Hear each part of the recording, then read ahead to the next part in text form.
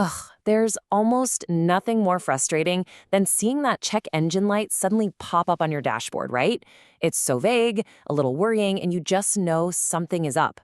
Well, hey, if you're a Nissan owner and your code reader is flashing P1065, you are in exactly the right place.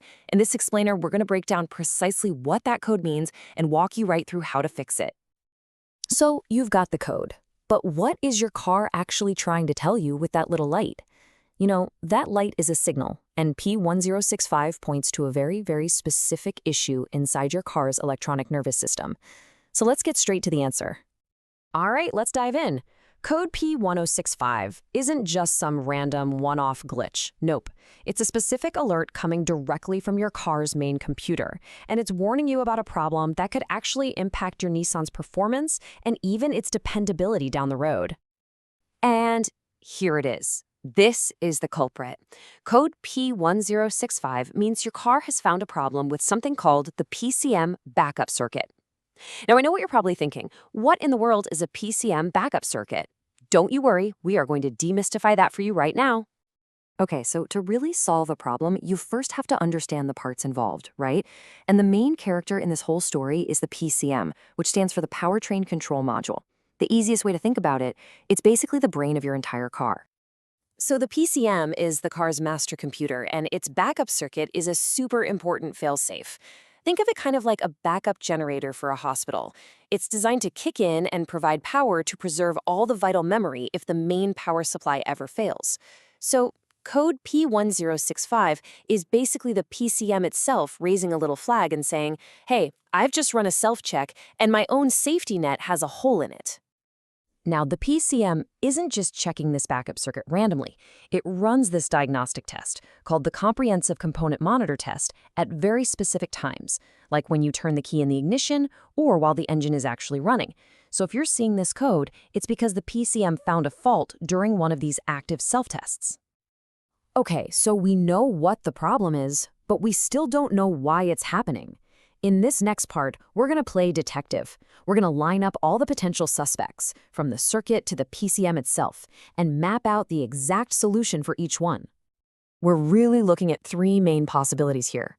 First, the circuit itself could be open or shorted, which just means there's a break in a wire or a wire is touching something it shouldn't be. Second, the PCM, the brain, could be faulty. And third, it could be something as simple as corroded old wires or bad components. For each one, there's a clear, logical fix, so let's walk through it. All right, this is where we get our hands dirty. We're not just going to guess what the problem is, no way. We are going to follow a very clear step-by-step diagnostic process that's going to lead us right to the root cause of the issue. Let's get started. Our whole strategy here is just a simple process of elimination, and it's broken down into three key stages. First, we'll see if maybe it was just a temporary glitch. Second, we'll test the main component. And third, we'll physically inspect all the connections. This logical flow is awesome because it keeps you from replacing parts you don't actually need to. And listen up, because this is the most important first step. Before you even think about grabbing any tools or ordering parts, just use your OBD2 scanner to clear that P1065 code. Then start the car and see if that pesky check engine light comes back on with the same error. This right here is the fork in the road. The answer to this one simple question, did that code come back, is going to tell you exactly what to do next. Let's break down both possibilities. Okay, this slide is our whole game plan. Let's start on the left side first. After you cleared the code, did it pop right back on? If it's a yes, that tells you the problem is real and persistent, and it's probably a faulty PCM. So your next step is to swap in a known good PCM to test it. Now, look at the right side of the slide. That shows what happens after that test. If you put in that good PCM and the code does not come back, well, that's your smoking gun. The original PCM has failed. So yeah, let's just walk down that path where the code came back right away. That tells us it wasn't some random fluke. The next logical step is to test our main suspect, the Powertrain Control Module itself. By swapping in one that you know works and then retesting, you can find out for sure if your original PCM is the real culprit. And here we go. This is the moment of truth. If you put in that good PCM, you clear the codes, start the car, and poof, the P1065 error is gone. You've found your problem. This test is solid proof that your original PCM was failing its own internal check, and it needs to be replaced. But wait a minute. Hold on, what if swapping the PCM didn't fix it? Before you go and permanently replace anything, there is one more area we have to investigate. The problem could be something more physical. A problem with the actual wires and components that make up that circuit. And this is exactly why you should always do a thorough visual inspection. You got to get in there and look for any wires connected to the PCM that look corroded, or maybe they're frayed, or just damaged. A simple bad connection can look exactly like a faulty module. And trust me, this simple check could save you a ton of money. Okay, we've covered the what, the why, and the how.